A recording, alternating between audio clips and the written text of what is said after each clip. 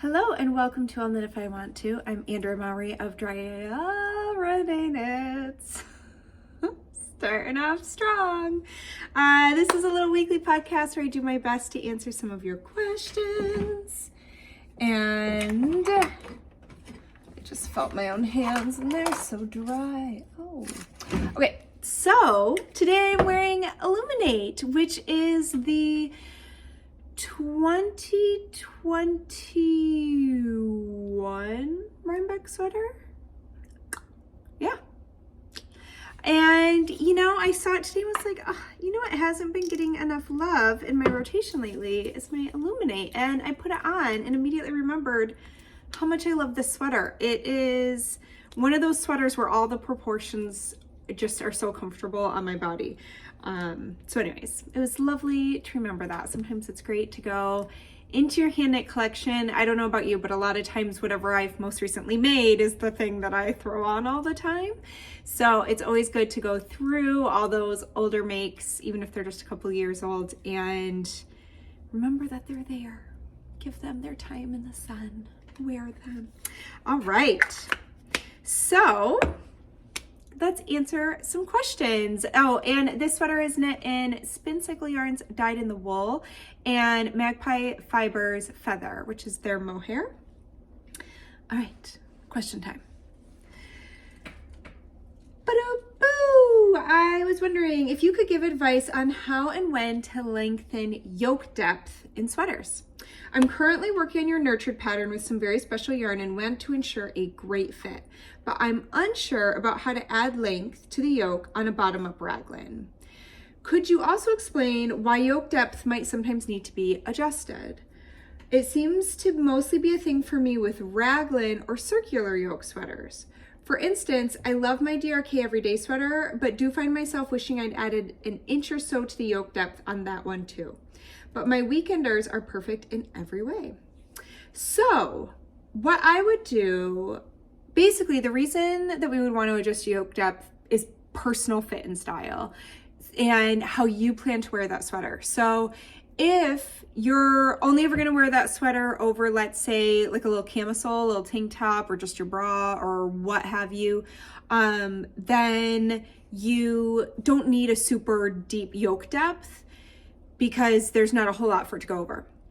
And you might want to, and depending on how fitted you want your sweater to be to your body. Now, if you are somebody who loves to layer sweaters, like I have a number of sweaters I really like to put over a collared shirt. In that case, that collared shirt itself is going to have a certain amount of depth below the underarm, and I need my sweater that I'm going to layer over it to have more than that. Otherwise, it's going to be doing this weird armpit bunchy thing with a bunch of fabric in your armpit that won't feel very comfortable. So those are the things to consider. How close fitting do you want your sweater to be to your body? If you want it to be more close fitting to your body, then you don't want too much extra fabric or space under your underarm, because might just look kind of funny. But if you want it to be more oversized, then you do want more space left under there so looks proportionate to the rest of the sweater. And then think about how you plan to wear your sweater. Do you need to have space for layering? What I recommend is digging into your closet and finding a sweater, especially if you can find one ideally that is a raglan or round yoke, because that's going to be the closest comparison. Sorry, I just got so thirsty. Like all of a sudden, I just had this. If I don't drink water right now, I don't know what I'm going to do. 1 second.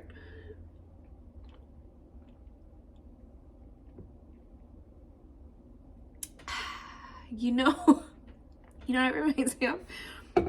Reminds me of playing basketball in middle school and getting so thirsty, because back when I was a kid, I don't remember ever carrying around a water bottle. I'm sorry, this is a side tangent. I am going to get back to the previous point.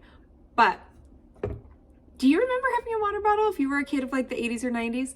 Because I definitely didn't. And I just remember basketball practice and getting to go get a drink at the drinking fountain and being like, this is the best thing I've ever had. I'm so thirsty. This water is so refreshing.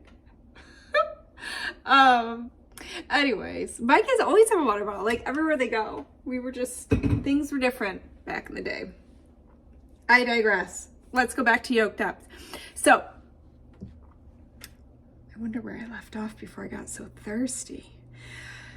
So yeah, that's why you might want to adjust yolk depth is on fit. And what I was saying is I would go into your closet, and if you have a sweater that you really, really love how it fits, measure that yolk depth. And what you want to do is you want to measure straight down.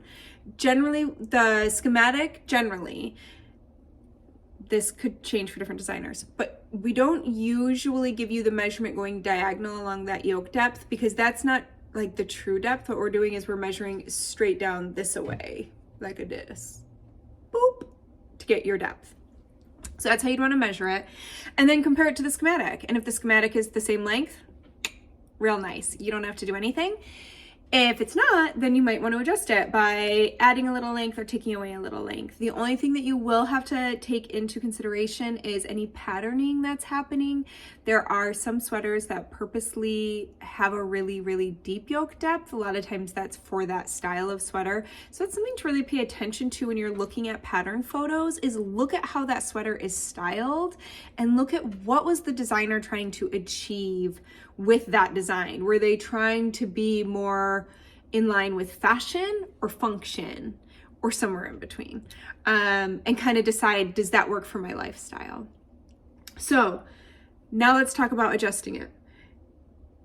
Before you adjust the nurtured yoke fit, I would definitely reference that schematic and see if you think that that yoke depth will work for you. And if it doesn't, if you feel like you're going to need it a little bit longer, where I would recommend adding it is right after you join the sleeves to the body before you start your increasing. Depending, and by increasing, I mean decreasing because that's a bottom up sweater. Sorry about that. So consider how much depth you're planning to add. If you're only going to add like an inch, no problem. Just wait an inch before you start that decreasing. If you think you want to add much more than that, you might want to consider fiddling with your decreases and spacing them out just so it looks like a consistent raglan. Again, an inch isn't really going to make a big difference, especially in that stitch pattern is quite busy in the nurtured. So I think it'll be fine. I believe that you can see the raglan seams in that sweater. If I remember, I think you can. So I would still do the seam, which is just like a straight knit stitch. And then you have like the patterning on either side. I would start that right away. But I just wouldn't do any decreases with it until you've added that yoke depth. And I do in general in most of my sweaters, especially top down sweaters, like this sweater, a lot of times I'll say, continue knitting until you reach the yoke depth I recommend or your preferred yoke depth, and I kind of give a little instruction there. I also wanted to touch on drop shoulders because you mentioned that you really love the way the weekenders fit. So drop shoulders are going to be a little bit different in regards to anybody adding or subtracting yoke depth there, because one thing you have to think about is the yoke depth in a drop shoulder is also going to be your upper arm circumference in that sweater. Generally speaking, there may be a shoulder slope that is going to increase the depth here to here a little bit, but on the edge of that sweater, let's say you added 2 inches to that depth, because you wanted your yoke to be a little bit deeper, you've added those 2 inches to your upper arm circumference too, which is going to give you a wider sleeve to begin with. So I just wanted to throw that out there so that you have that tucked away in the back of your mind if you're ever modifying that. All right, did I answer everything? I think so.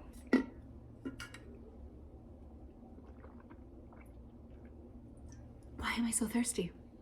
Okay, DRK every day. Yeah, that one would be a really easy one. If you ever knit that one again, that would be a really easy one to go ahead and add some length. I'm just gonna keep this close by just in case I need it again. Just in case you did wanna, yeah. Anyways, you would just continue till it's the yoke depth you want. And now that you've knit one, you can probably determine pretty easily, oh, this would be my ideal yoke depth. And again, this is one, so in many episodes, I have talked about what I call magic numbers. I'll actually show you this little chart that my friend Candace from the Farmer's Daughter Fibers made for our Mexico retreat. And I've included this in my I'll Knit If I Want To workshop that I've gotten to do a few times. So these magic numbers, I'm sorry, it's just not focusing, but basically when I say magic numbers, what I am talking about is measurements of the sweater itself that work really well for your body. And I always try to keep track of those for myself. So whether it be the yoke depth for a round yoke sweater or for a raglan or for a drop shoulder, like I would keep all those numbers, like, ooh, this is how deep that yoke depth was for me in that style, and it worked out so well.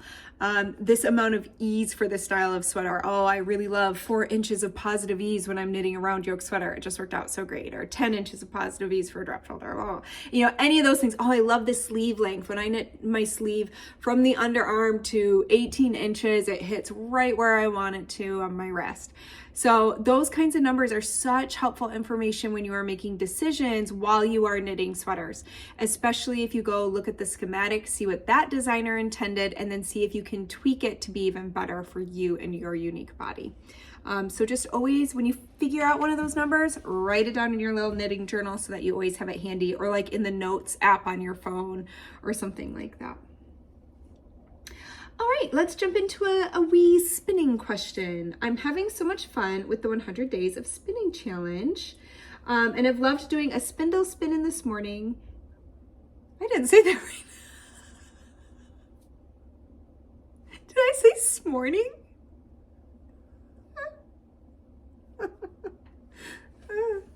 A spindle spin in this morning and a wheel spin in the evening. Okay. Anyways, they're enjoying doing some spindling in the morning and wheel in the evening. They've been working on their first big woolen spin, but I'm noticing my drafting arm getting tired doing it every day, so I thought I should break it up with a smaller worsted spin project that I can alternate with my woolen spin. My question is, I have two 2-ounce painted braids in the same colorway that I want to do a 3-ply fractal spin for a sock yarn with. How do I break up the fiber between the 2 braids to make the fractal spin work? I would know how to handle it if it was a single 4-ounce braid, but for some reason the math of dividing up the 2 braids for a 3-ply is making my brain melt. So that's what I would do. I'm gonna just grab my little notebook here.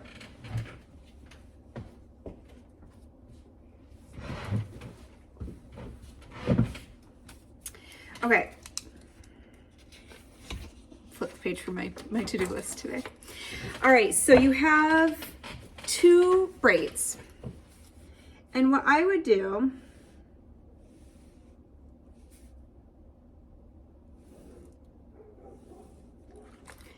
is I would line them up like this so that you can envision one long braid. What would be ideal is if you can find an end that they tend to match a little closer, and those were the ends that I would put apart together. And then I would divide each one vertically 3 times. Okay, and so the first one, so this we're gonna connect, pretend it's connected. And then we're gonna divide it vertically. Now, it is going to be a little tricky, so this is what I would do. I would divide it into 3 come on, you, focus right here. There she is. So I would divide, this drawing is a little painful, but I would go ahead and divide it vertically 3 times. Your first section, you're just going to spin end to end. So from the top of your first to the bottom of your second. All you're doing is pretending like your braid got broken half instead of being a 4-ounce braid. And what I would do to keep track of everything, what I like to do is in spinning, a lot of times we have a little bit of fiber. This is not going to be the, oh, I can do it with this. So pretend this is your braid. So what I like to do, because sometimes once we divide it, then we have all these little tiny bundles, little nests of fiber that we're then going to spin separately, and you have to keep track of them. So what I like to do is I like to do the crochet chain using my fingers to recreate the braid. This is so thick, but isn't this so pretty? I got that at right back. So we are going to, now I gotta tell you who did it. So I got it at the Woodland Woodworking booth. And so if I'm correct, I believe the husband makes the support spindles and then the wife makes these fun fiber blends. So her name is the Woodland Pixie, but I'm really excited. I might make this into Rolex. Anyways, I'm just very distractible today. But so what I would do is when I have that first strip is I would go ahead and I would start doing that crochet braid. So you have a little loop and you pull it through till you have a new loop and you keep pulling it through each one and it'll create the braid that a lot of times these come in. That's why they're called a braid. And once I get to the end of that first section and I'm on to the second braid, I would continue to do it so it's all held together for you. That way you know, okay, now I'm going to spin this end to end. And I always make sure as I'm dividing up my fiber, I always make sure that I keep it all facing the same way so that I start my crochet chain at the same end of each one so that I know that I'm spinning from the correct end at each section. I hope that makes sense. If I had a thinner thing to show you, I would, but maybe I'll do that in a future episode. So anyways, that would be your number one. And so here, I'm gonna draw another little example here. Here we go. And then for our second one, wow, this is not, these aren't pretty, folks. These are not pretty. I would divide it in half.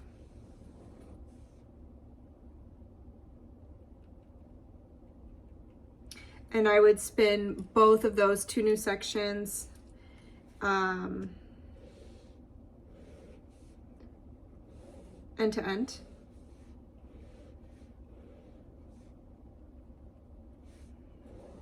Oh, you guys are in for a treat. Okay, so pretend these are all the same thickness. I only drew them wider. So you want to divide your big guy into 3 even sections. I drew these bigger just so I could fit my lines in to show you how I would divide them. So again, we've split this into 3, okay, vertically. Here's the 3, and we're pretending it's connected in this section, okay? So here's your first braid of 2 ounces, here's your second braid of 2 ounces. We're pretending they're connected right here. So I'm gonna spin the first section end to end. I'm just gonna try and see if I can, ooh, that's not where my finger goes. I'm gonna see if I can lock the focus in here. Okay. Then my next section, I'm gonna divide that vertically in half one more time. So now I have 2 strips, technically 4, but we're pretending they're connected. And I would spin that one top to bottom, and then the second one top to bottom, all one bobbin. And for the third one, I would divide it into 3 sections. You could do 4, but I just have a feeling your fiber at this point is going to be so narrow that I don't know if you can get 4 strips out of it. If you can, 4 would be great. 3 is fine too. You can divide into fractal spins however you want to. But again, then you're gonna have 3 long strips going from your first to your second there. And then you're just gonna spin each one end to end onto one bobbin. And then you would ply them together. So that's how I would think about it. I did try to think, okay, could you use that division of the 2 braids and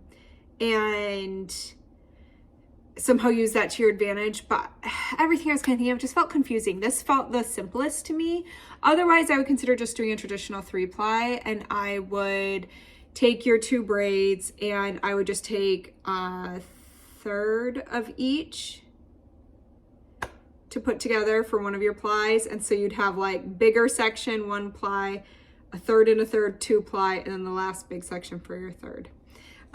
Because a traditional 3-ply can look really lovely for socks too, and still will do a nice like repeat in the colors and everything. It just might not be as melty as a fractal.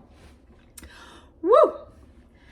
Sorry, this is gonna be a long one apparently today. I'm not very quick-winded. Is that a thing? Very long-winded today. All right, I am wondering why most or at least many sweater patterns call for holding 2 yarns together instead of just using one. So I would say most sweater patterns only call for one. What I would be curious about is if it's the style of sweater you happen to be drawn to that calls to 2. So I would be curious if when you're looking at sweater patterns, if you are drawn to sweaters that have that nice fuzzy halo, because those are the ones that generally call for 2. And the reason a lot of them do is because they are adding a fuzzy yarn. So you can see I'm wearing one here. These are actually just single strands, but I have my mohair here. And then I just have my regular 2-ply yarn here. So if I held these together, what would happen is it would give, instead of just being an all over one color sweater, it would give this really lovely soft halo to the sweater overall. And so that's the most common way I see it used. Another reason to hold 2 yarns together is to create a marled effect. So this is a plied yarn that just happens to have 2 different colors, but to create this effect in a sweater. This is the end of my little hand spun ball. But by holding 2 different colors together, you create this nice marling, which can look really beautiful in a sweater. And then the last reason outside of holding those strands together, so basically what you're trying to do is you're either trying to bring 2 colors together for that effect, or you're trying to bring 2 different textures together for that effect. Like, what do you want your end fabric to be? The last reason I would think somebody would hold 2 strands together would be to create the yarn weight that they're looking for. So maybe they don't have a DK weight, so they're holding 2 strands of fingering together to create that DK weight. So to use up what they have. But for instance, in the traveler shell, I used 2 yarns held together, and that was because I used 2 lace weights because I wanted to create a very specific look to that fabric, which included a halo and a slight marling effect. So that would be the reason. But most sweaters out there, I would say, use a single strand, unless they're kind of going for a very specific look. All right, this is another question about sweater fit. I've knit several, I've knit a few top-down sweaters, both raglan and yoke designs, and I've noticed that they all have a lot of extra fabric in the lower back. I have a large bust and smaller waist, so have selected patterns which are suitable for my chest size, and have checked the resulting gauge and the schematic, and have been getting the expected resulting size. However, while the yoke and bust seem to fit me well, the ribbing at my waist doesn't fit me and is flappy. It doesn't hug their waist. What would be the appropriate modification here? I'm considering either decreasing out at the underarm to fit my body measurements or knitting a smaller size to match my upper bust, but I'm concerned about disrupting the good fit around my chest. I love knitting garments because I really dislike having tops which emphasize or pull at my bust. So I'm hoping there's a fairly straightforward modification I can do to ensure the body fits comfortably as well. So yeah, what it sounds like is that you would prefer some waist shaping. I will be very honest right out the gate. I am not the best resource for waist shaping because I don't do it, because I am the opposite and I do not like waist shaping on my body. So I tend to like a looser fit in the lower body of my sweaters generally. So I would say if you're loving how the top of those sweaters fit, then definitely I wouldn't mess with that sizing. You found something that's working for the upper half, so now we can tweak it for the lower half. So I would recommend some waist shaping. There's a few different places you can put it, and generally where you want to do it is at the small of your waist. So you're going to decrease out, and then a lot of people will then increase again, so that you're getting more of that hourglass shape. If you feel like your body is just more tapered and you want to keep it tapered, a really easy thing you could try, which one of my friends does, it kind of depends on the length of the sweater you're knitting. She tends to like a smaller, like a shorter sweater, but she just decreases out right before she does the ribbing of her sweater. She decreases out 20% of her stitches. So if you were knitting a sweater that had 200 stitches, you would decrease out 40 stitches right before your ribbing round. And then you would do your ribbing, and that gives that nice little tucked in waist. But it really, again, it's going to depend on the length of your sweaters and if you want that curve or if you just want it to taper. So one resource I've mentioned in the past is Amy Herzog's books are a great resource for some of that modification and finding that great fit and how to add things like waist shaping. Because again, so where you can decrease is on the sides of your sweater, but you could also decrease in the front or back. Kind of think of it like right here or in the back in that same spot, or it's another place to tailor the sweater, and that can look really neat. That kind of shaping can look really, it can be part of the design in a beautiful way. So I will throw down here Amy's name so that you can look at some of her books, because she's a fabulous resource on those modifications. I guarantee you can also just do a quick internet search for waist shaping modifications while knitting, and there's going to be tons of tutorials out there to get you on your way. But yeah, that's what I think. And I've heard this actually from a number of people who are more petite, you know, like if they were going to a clothing store, that's the sizing they would have to look, is that actual petite sizing. And if they don't knit a sweater that is more shaped like that, then they find that they don't love the fit and they kind of just feel like they're swallowed up in it, especially if they're bustier. So anyways, I hope that helps, and good luck. I think it is an easy modification you could add to most patterns. So, and it's definitely worth making them what you want them to be. All right. Oh, this is another one. I just did so many fitting questions today. Okay, last question. My question is, I love the look of a drop shoulder sweater and how they lay on my shoulders and upper body, but often find they have too much positive ease in the body. Is there a way to seam under the arms to bring in the body before joining to knit in the round? I know you have said a drop shoulder needs to have a boxy fit. I haven't actually, I'm gonna come back to that point. And fitted sleeves to look proportional, but I look ridiculous with 10 inches of positive ease, which most patterns call for. Okay, so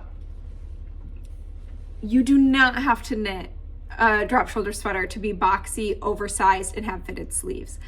I happen to love that style on my body. I like 10 inches of positive ease tends to be my sweet spot with a drop shoulder sweater when I want it to be oversized. I actually just finished up a new cardigan design that uses drop shoulder sleeves, and it only has about 3 to 4 inches of positive ease on me, and fits much more like a traditional sweater.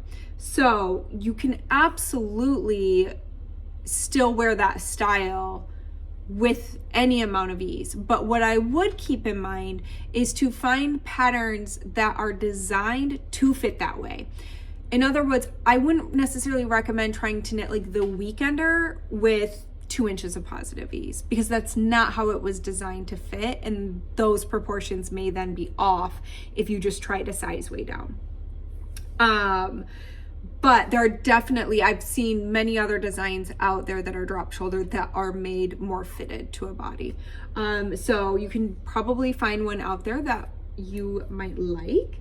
As far as seaming under the arms to bring in the body before joining to knit in the round, I personally don't knit drop shoulder sweaters top down, but I do like to do something similar with my drop shoulder sweaters, which are knit from the bottom up, where I cast on a few stitches at the underarm to bring that body down the sleeve even more, because I like how polished it looks. So you could, I don't see why you couldn't do that same thing from the top down. And basically what you would be doing by decreasing out those stitches, so you would actually be binding them off, if that helps you think about it. So you're not decreasing them out, you'd actually be binding them off. And you want to bind off, I wouldn't do more than probably 1.5 to 2 inches. 2 inches would be pushing it. I like to do about 1.5 to 1 inch, but you just bind off those stitches on either side, and then you would join in the round, and that's going to be the top of your sleeve. So you would then, just after you finish the body, you would go sew those together, mattress stitch them together, and then you would pick up stitches and knit your sleeve. And that would help take out a couple inches of the body circumference for you. So I think that is a great idea if there's a very specific sweater you were looking at knitting. But perfect. I was just rescanning the question to make sure I didn't forget anything.